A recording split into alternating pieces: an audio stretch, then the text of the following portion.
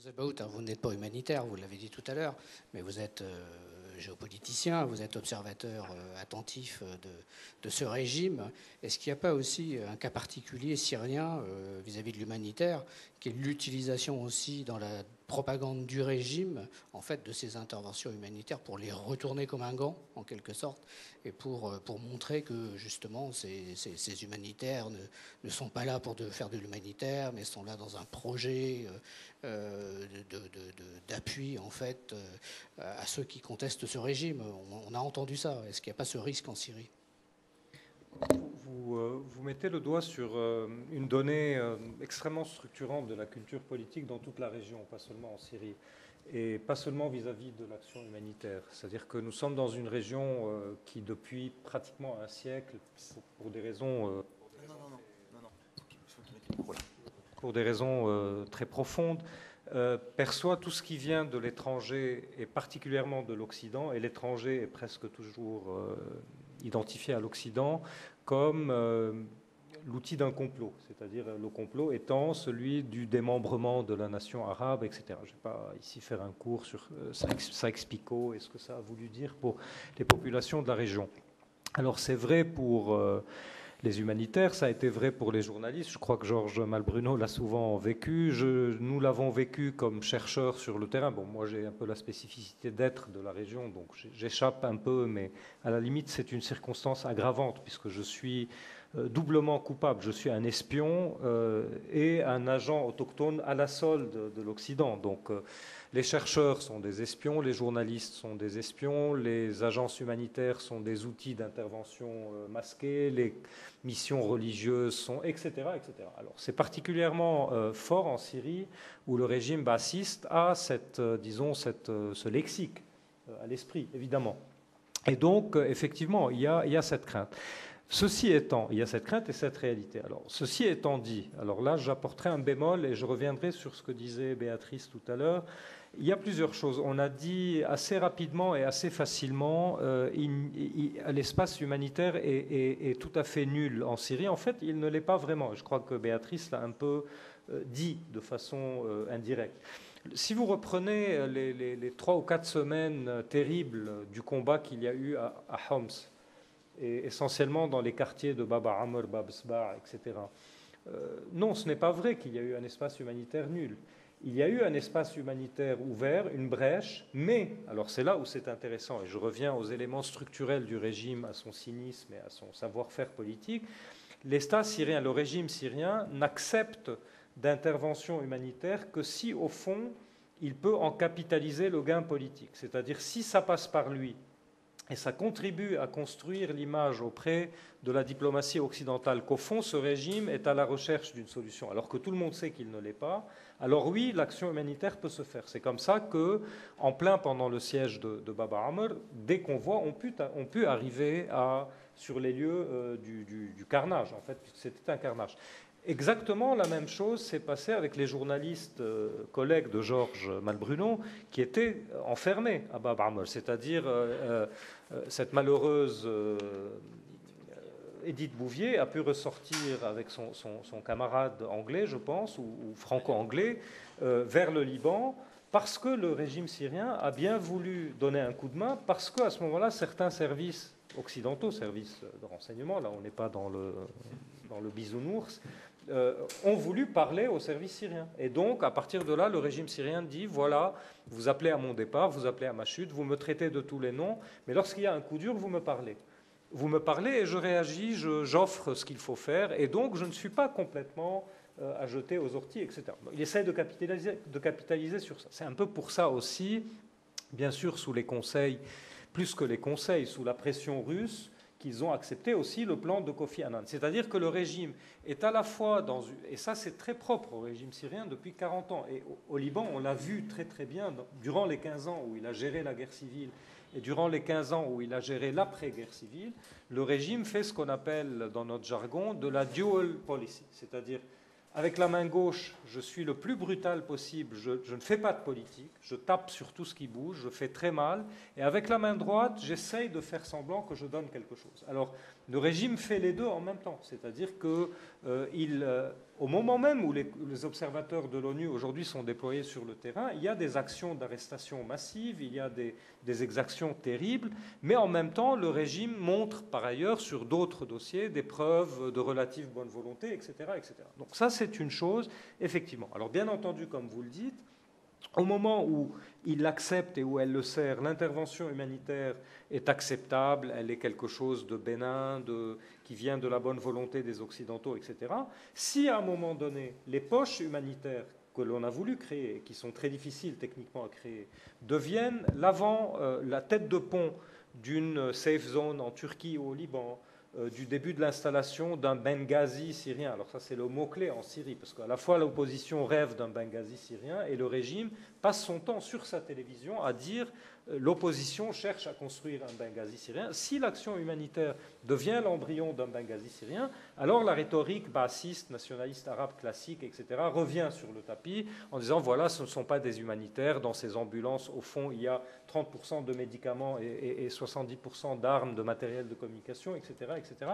Et alors on frappe. Je voudrais dire une chose, si j'ai un tout petit peu de temps, sur cette question humanitaire. Et là, je crois que pour avoir parfois bavardé avec Béatrice Mejvan, on en est un peu conscient, mais on en sait de plus en plus aujourd'hui. Et c'est très intéressant de regarder ce qui se passe vraiment à l'intérieur de la Syrie. Et là, c'est malheureusement pas accessible à ceux qui ne peuvent pas lire la langue, etc. Mais il y a quelque chose, à mon avis, de très prometteur qui est en train de se passer en dessous de cette réalité terrible et horriblement glauque syrienne. C'est qu'il y a une sorte d'action humanitaire par le bas, implicite, spontanée, qui est en train de se faire et qui vient du tréfonds de la société traditionnelle syrienne, c'est-à-dire de l'entraide, de la solidarité, de l'accueil de réfugiés. Le nombre de réfugiés qui aujourd'hui affluent à Damas et qui sont accueillis dans les quartiers informels de la ville, dans la vieille ville, par les gens, par les mosquées ou les couvents, par les familles, etc., est quelque chose d'extraordinaire dans une société que l'État avait réussi pendant 40 ans à désinnerver complètement. C'est-à-dire qu'on pensait que les Syriens n'avaient plus ni cœur, ni nerfs, ni sentiments, etc.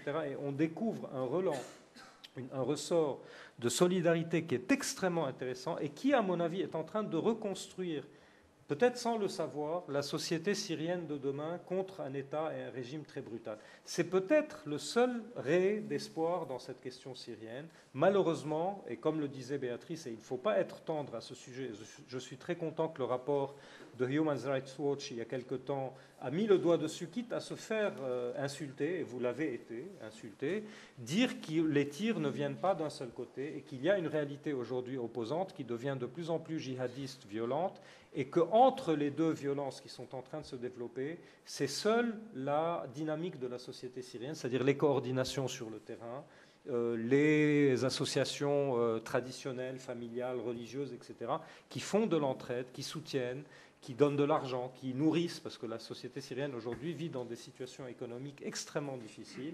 Et c'est peut-être sur ça que pourrait se reconstruire la Syrie d'après, si tant est qu'elle échappe à la déstructuration totale du fait d'un conflit qui, à mon avis, on ne va pas ergoter ici sur les termes, devient de plus en plus une guerre civile, heure par heure.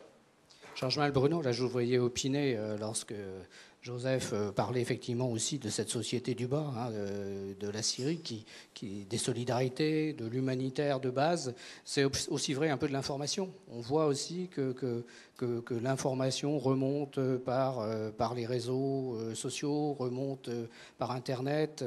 Alors l'information, c'est pas de l'humanitaire, mais qu'est-ce que l'information, qu'est-ce que les journalistes peuvent apporter dans un contexte comme celui-ci ? Le micro qu'on puisse faire le travail. Et puis, il y a aussi Skype hein, qui permet En fait, c'est le contraire. Il faut l'éteindre. Voilà. Donc, non, il faut le sortir. Il y a ce réseau Voilà. Il y a un réseau en Syrie qui permet à d'autres, au Liban ou ailleurs, de faire leur travail. Là, quand j'étais à Beyrouth, là, il y a 3 semaines, je suis allé voir un Syrien réfugié de Homs qu'on m'avait recommandé et qui dispose d'un vaste réseau à travers la Syrie. Et grâce à Skype, le soir, on a appelé, c'était pour mon papier d'ailleurs sur les djihadistes, on a appelé un salafiste à la frontière turco-syrienne, quelqu'un à Hama, etc. Et bon, ces gens-là, ce sont les sources justement dont parlait tout à l'heure notre ami de Human Rights Watch, qui permettent à l'Observatoire de Londres d'avoir une image assez précise, relativement précise, de ce qui se passe dans la réalité. Donc effectivement, il y a une floraison d'initiatives. Pour revenir sur l'humanitaire, on le sait que depuis le début, au cours des premiers mois, lorsque les Syriens, dès le mois d'août ou l'été dernier, refusaient d'aller dans les hôpitaux, des hôpitaux clandestins étaient établis aux frontières. Il y avait des médicaments qui passaient clandestinement via les réseaux de contrebande. Donc tout ça est assez difficile, mais ça permet quand même de faire passer du matériel, de l'argent aussi. Et des combattants aussi, par la même occasion.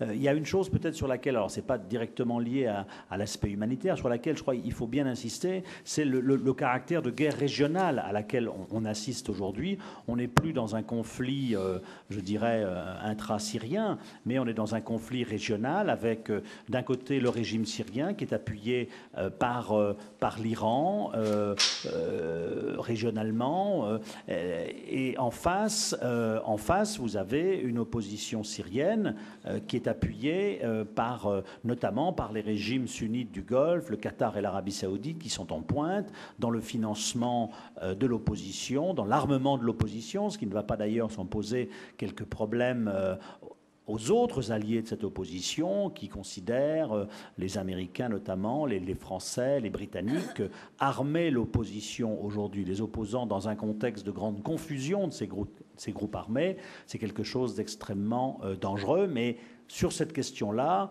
le Qatar et l'Arabie saoudite n'en démordent pas, et on parlait de l'humanitaire, je ne sais pas si c'est de l'humanitaire, mais il y a des valises d'argent qui circulent à partir de Tripoli, il y a des armes qui passent, etc. On n'est plus dans l'humanitaire, mais je veux dire, il y a des choses qui passent. Et les pays du Golfe, s'estimant face à un régime soutenu par l'Iran, sont prêts à tout, y compris à donner des leçons de démocratie, on le voit bien, ce qui est assez cocasse quand même, face à un régime syrien qui est soutenu par l'Iran, dont l'intervention n'est pas aussi, je dirais, importante en termes numériques qu'on a bien voulu le dire au début. Les Syriens, comme ça a été dit et redit, n'ont pas besoin de personnes pour réprimer, pour torturer. Ils ont eu besoin d'experts, de conseils, de matériel pour écouter, d'argent, ce que leur livrent aujourd'hui les Iraniens, et du matériel, des armes, ce que leur livrent les Russes. Donc on est vraiment dans cette guerre régionale. Et avec en toile de fond, effectivement, pour les pays du Golfe, cette volonté, cette obsession, je dirais même, c'est de réduire l'influence de l'Iran, qui est vraiment leur obsession aujourd'hui. Donc, à défaut de pouvoir briser l'Iran, faisons en sorte d'au moins de briser le maillon qui permet de relier l'Iran au Hezbollah, c'est-à-dire la Syrie. Donc ça nous met dans un contexte où une issue à ce conflit ne pourra être qu'une issue régionale, avec un compromis régional, s'il doit y avoir compromis.